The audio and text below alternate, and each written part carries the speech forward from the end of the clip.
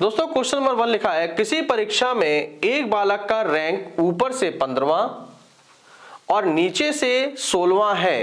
परीक्षा देने वाले बालकों की कुल संख्या क्या होगी? प्रीवियस ईयर का क्वेश्चन है दोस्तों। ठीक है दोस्तों, चलिए देखते हैं कैसे करते हैं। दोस्तों आपको एक बात याद रखनी है, जब भी बालकों की कुल संख्या निकालनी हो और ऊपर से रैंक दे रखा है और नीचे से रैंक दे रखी है, ठीक है दोस्तों, तो आपको एक बात याद रखनी है, बालकों की कुल संख्या जब हमें निकालनी है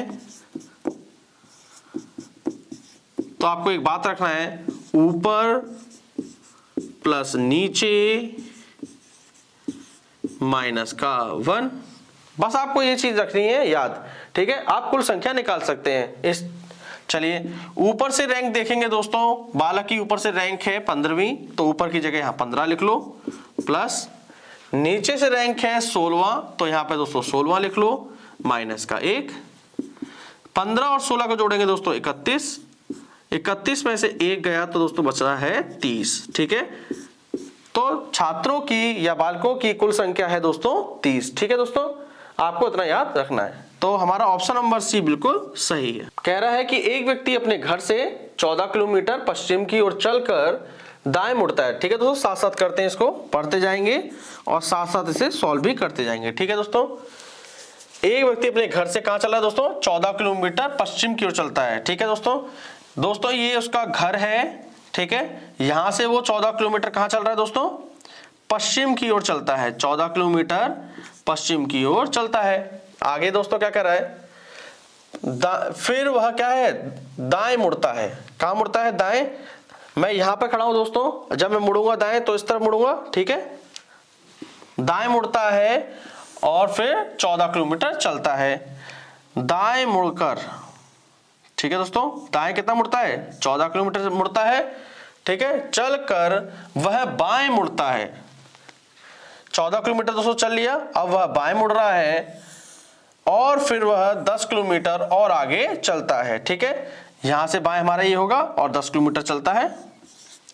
एक बार फिर समझ लेते दोस्तों, एक व्यक्ति अपने घर से 14 किलोमीटर पश्चिम की ओर चलकर, ये दोस्तों उसका घर है, यहां से वो 14 किलोमीटर चला पश्चिम की ओर, ठीक है। उसने आगे बोला चलकर दाएं मुड़ता है, दाएं मुड़ गया, ठीक है। कह रहा है दाएं मुड़ता है, फिर वह 14 किलोमीटर चलकर, यानी कि वो दाएं मुड़ा और 14 किलोमीटर चल गया। देखिए दाएं मुड़ गया यहां से तो 14 किलोमीटर हो गया।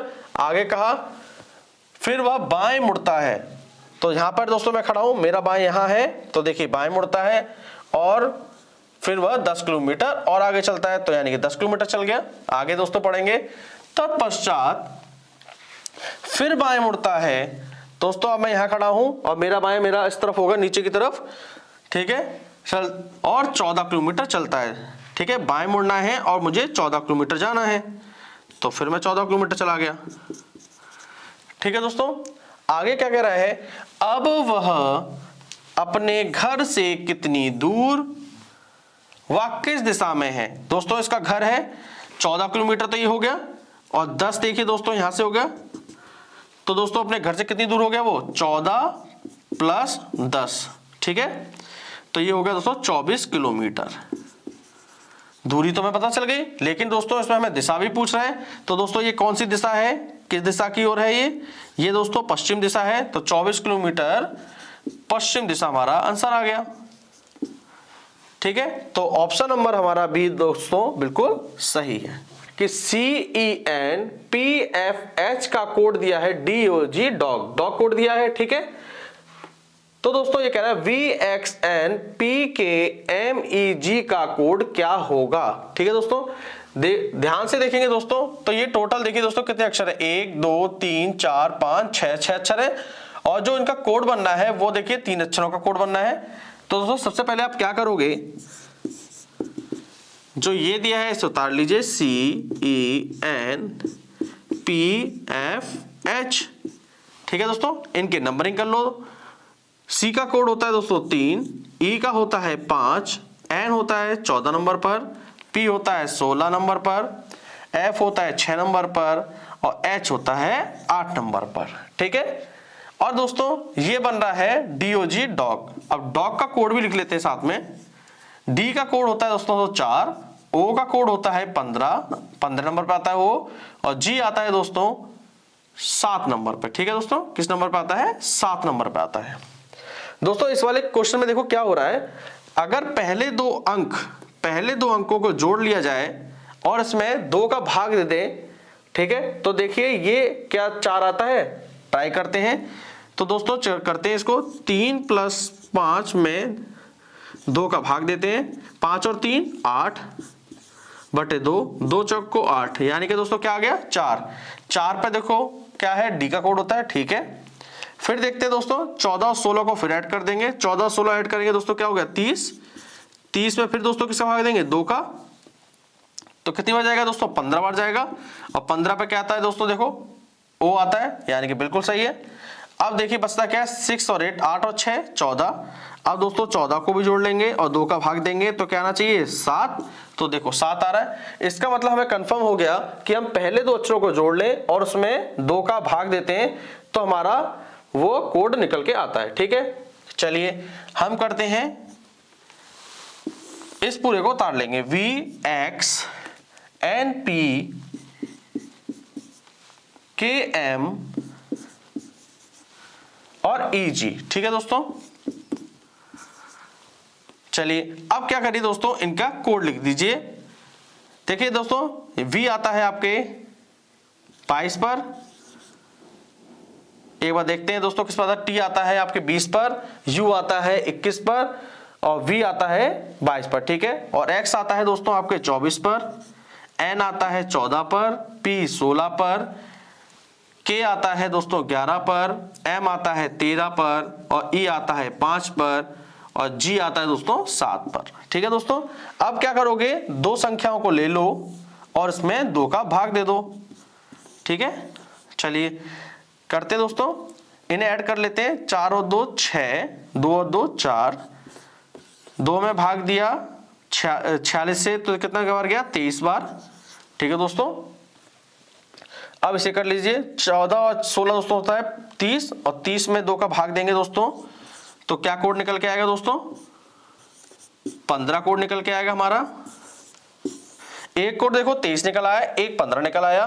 दोस्तों आगे करते हैं, फिर ले लेते हैं हम दोस्तों, फिर 2 संख्या लेते हैं, 11 और 13, 11 और 13 जोड़ेंगे दोस्तों कितना हो जाएगा 24 और 24 में अगर हम 2 का भाग देंगे दोस्तों तो क्या आएगा 12, एक कोड 12 निकल आया। एक और देखिए दोस्तों दिया 5 और 7, जोड़ लेंगे 7 और 5 12, 12 में 2 का भाग देंगे दोस्तों 6 बार जाएगा तो चौथा कोड निकल आया 6। तो ये कोड जितने निकल के आए वो यहां पर रख लीजिए, 23 15 12 6। दोस्तों थोड़ा समझाने में टाइम लग रहा है, नहीं तो बहुत आसानी से हो जाएगा एग्जाम में।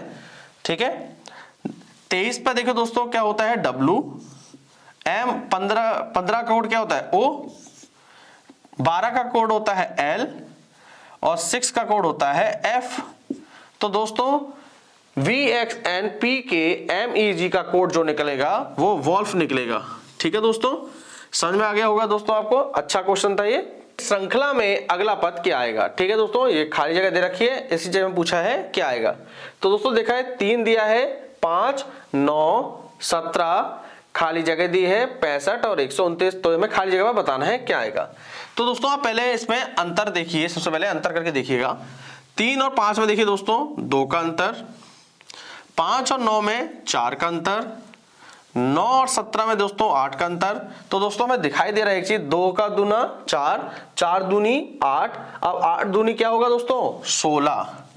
ठीक है, तो दोस्तों 17 में 16 जोड़ देंगे तो दोस्तों क्या आएगा 33 आएगा। ठीक है दोस्तों, क्या आएगा 33 आएगा। आगे भी चेक करना चाहते हो दोस्तों तो चेक कर लो, 16 के बाद क्या आएगा 32।